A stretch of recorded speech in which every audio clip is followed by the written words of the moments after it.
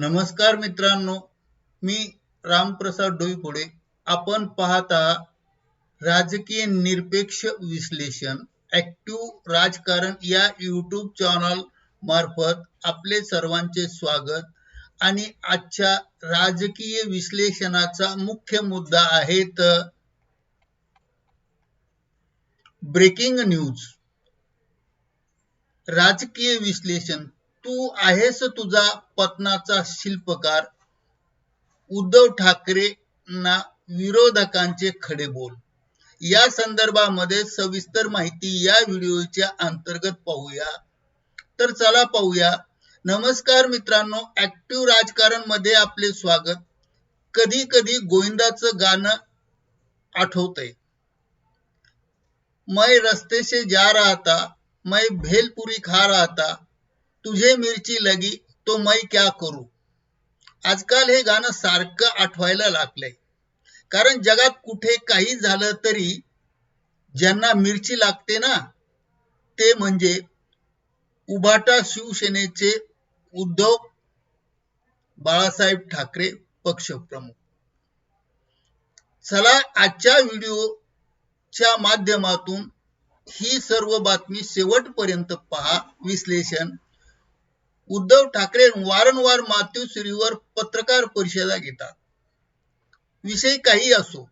मग उद्या ट्रम्प अर्जेंटिनाला गेले, तुर्कस्तानला गेले, इटालीच्या पंतप्रधान मेलोनीला भेटले, तरी उद्धव ठाकरे लगेच पत्रकार परिषद पिशी घेतात व शिंदेच्या नावाने बोट मोडायला लागते. लाज वाटत नाही गद्दारांची भेट घ्यायची. पण यावेळेस त्यांच्या एका वक्तव्याने मला वेगळं बोलावंसं वाटलं. मुद्दा नेमका 1 क्रमांकाचा. काय झालं? एकनाथ शिंदे यांचे पुत्र श्रीकांत शिंदे उभाटामधून आलेले 6 ते 8 खासदार घेऊन अमित शहा आणि पंतप्रधान मोदींना भेटायला गेले. त्यावेळेला सुप्रीम कोर्टात शिवसेनेच्या खटल्याची सुनावणी सुरू आहे. सर्वोच्च न्यायालयाचे सरन्यायाधीश सूर्यकांत यांच्या समोर धनुष्यबाण अपात्रतेचा विषय चालू आहे. उद्धव ठाकरेंनी हे प्रकरण कपिल सिब्बल यांच्याकडे दिलं आहे. पण त्यावेळी शिंदे गटाचे खासदार मोदींना भेटले. बस उद्धव ठाकरेंना मिरची लागली. थेट म्हणाले, पंतप्रधान सुप्रीम कोर्टात काय दाखवू शकतात, काय दाखवू इच्छितात की फुटलेल्या खासदारांना घाबरू नका, मी तुमच्या पाठीशी आहे. मुद्दा नंबर 2.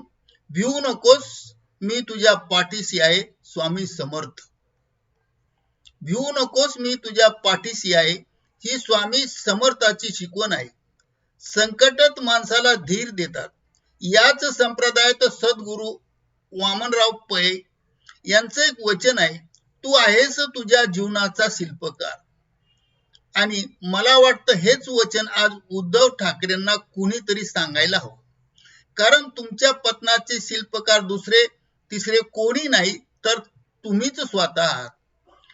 मुख्य मुद्दा क्रमांक 3. शरद पवार आणि 2019चा डाव. आठवा 2019 ची निवडणूक. शरद पवारांनी तुम्हाला मुख्यमंत्री केलं. पण का केलं? उदात्त भावनेनं केलं का? नाही. त्यांचा डाव होता. भाजप आणि शिवसेनेत दुरावा निर्माण करायचा. शरद पवारांनी स्वतःच्या सन्मानाला दिलेल्या मुलाखतीत म्हणजे शरद पवारने स्वतःच सामना या वृत्तपत्राला दिलेल्या मुलाखतीत सांगितलं, 2014 मध्ये भाजपला बाहेरून पाठिंबा दिला कारण शिवसेना व भाजप मध्ये वैर व्हावं. म्हणजे तुम्हाला मुख्यमंत्री दिलं पण त्यावेळी तुमचा पक्ष खच्ची केला. हिंदुवादी मतदार भाजप गोटात गेले आणि शिवसेना कमकुवत झाली. शरद पवार स्वतंत्र पक्ष चालवतात. ते तुम्हाला प्रत्येक वेळी विचारून राजकारण करणार नाहीत. मग तुम्हाला मिरची का लागते? मुद्दा क्रमांक 4. न्यूनगंड आणि अपमान. खरी गोष्ट ही आहे की जेव्हा माणसात आत्मविश्वासाचा दुष्काळ पडतो ना, तेव्हा प्रत्येक गोष्टीत अपमान दिसतो. आणि त्यामुळेच 2020-21 मध्ये लता मंगेशकर पुरस्कार मोदींना जाहीर झाला. समारंभ मुंबईत होता. उद्धव ठाकरे मुख्यमंत्री होते, पण आमंत्रण पत्रिकेत नाव नाही म्हणून तुम्ही गेला नाही. राहुल गांधी मुंबईत येतात, अनेक ठिकाणी जातात, पण मातोश्रीवर फिरकत नाही का? येथे अपमान वाटत नाही का? महात्मा गांधी म्हणाले की तुमच्या सहकार्याशिवाय तुमचा अपमान कोणी करू शकत नाही. निष्कर्ष आरशात बघा जरा. उद्धव एकनाथ ठाकरे आणि अमित शहा भेटले तर मिरची झोंबते. शरद पवार मोदींना भेटले तरीही मिरची झोंबते. पण तुम्हीच 2019 मध्ये फडणवीस ना शाल शिल्प द्यायला गेला होता, तेव्हा पवारांची परवानगी घेतली का तुम्ही? सत्य आहे हे की अल्पकालीन मुख्यमंत्री पदासाठी तुम्ही मातोश्रीचं स्थान, महात्म्य सगळं मातीमोल केलं आणि आज उभाटा शिवसेनेचा पतनाचे शिल्पकार स्वतः तुम्ही आहात. हरभऱ्याच्या झाडावर चढून खाली पाडायचं, मग दुसऱ्यांना दोष द्यायचा याची गरज नाही. आणि म्हणूनच राजकारणात तर कोणी कुणाचा मक्ता घेतलेला नाही. प्रत्येक जण आपापले डावपच खेळतो आणि त्यामुळेच मिरची लागली म्हणून रोज ओरडण्यापेक्षा मी कुठे चुकलो याचा आत्मपरीक्षण करा, याचा विचार करा. अजूनही वेळ गेलेली नाही. तुम्हाला काय वाटतं? उद्धव ठाकरे ही नाराजी योग्य आहे की नाही? कॉमेंट मध्ये नक्की सांगा. असेच रोखठोक राजकीय विश्लेषणासाठी ऍक्टिव्ह राजकारणाला लाईक, शेअर आणि सबस्क्राईब करायला विसरू नका. पुन्हा भेटूया नवीन व्हिडिओ मध्ये. तोपर्यंत जय महाराष्ट्र.